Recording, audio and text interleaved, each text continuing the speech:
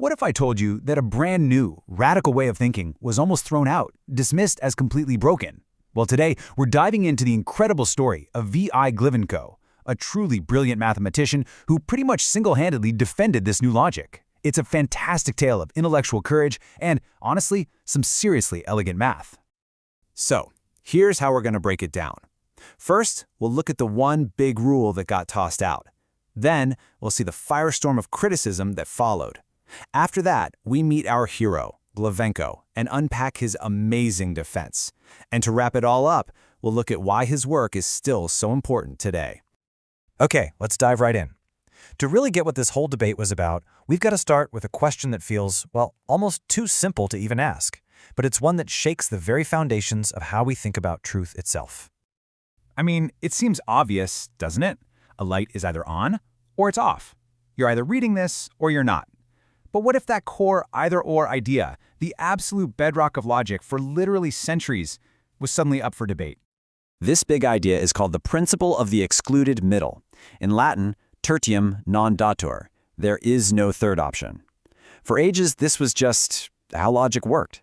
But then, a new movement called Intuitionism, led by the philosopher L.E.J. Brouwer, came along and said, hold on, maybe that rule doesn't apply to everything.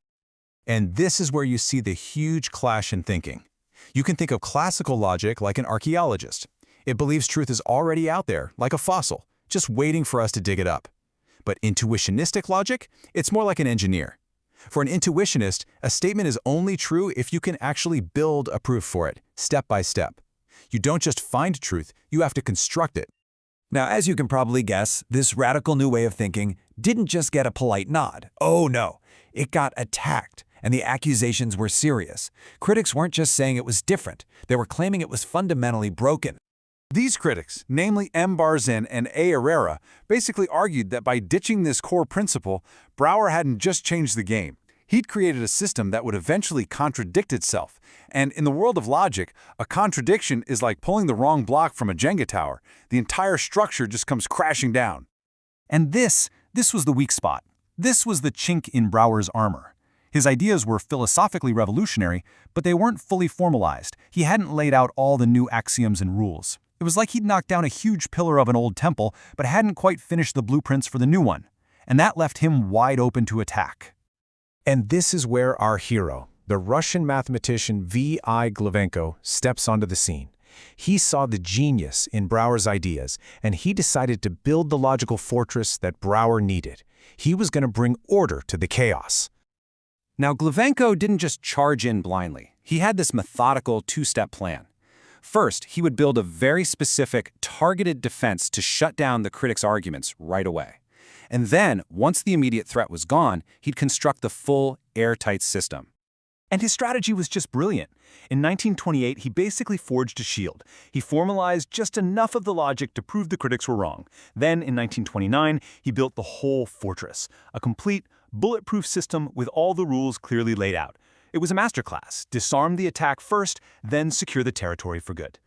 But just playing defense wasn't enough for Glivenko. His real masterstroke was to go on the offensive. He set out to prove something that seemed impossible, that this supposedly broken logic wasn't just defensible, it was perfectly consistent. How did he do it?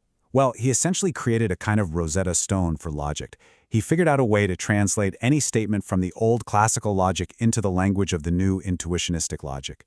This built a bridge between the two worlds, and it revealed this incredibly deep, surprising connection that nobody had ever seen before. And here's the absolute key takeaway. Glivenko showed that the new logic didn't actually contradict the old rules, it just had higher standards.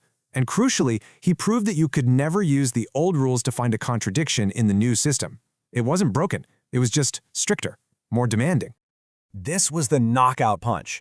Glivenko proved that intuitionistic logic was relatively consistent. What that means is that two systems are basically chained together.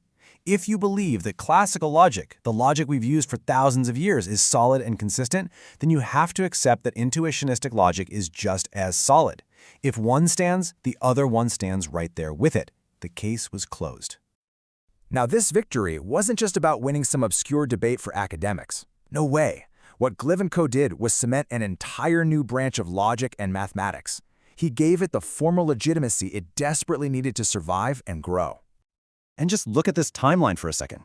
Glivenko's major proof was in 1929. That was before some of the similar and, frankly, more famous discoveries by the absolute legend Kurt Gödel. So Glivenko wasn't just defending an idea. He was a real pioneer, mapping out brand new territory in the world of logic. So, in the end, this is Glivenko's true legacy. He, along with other greats like A.N. Kolmogorov, took what was a powerful and compelling philosophy and gave it the rigorous mathematical backbone it needed to stand tall as a completely defensible and coherent system of logic. And that leaves us with a really fascinating question, one that goes way beyond math. Glivenko's amazing defense of an alternative logic is a powerful reminder.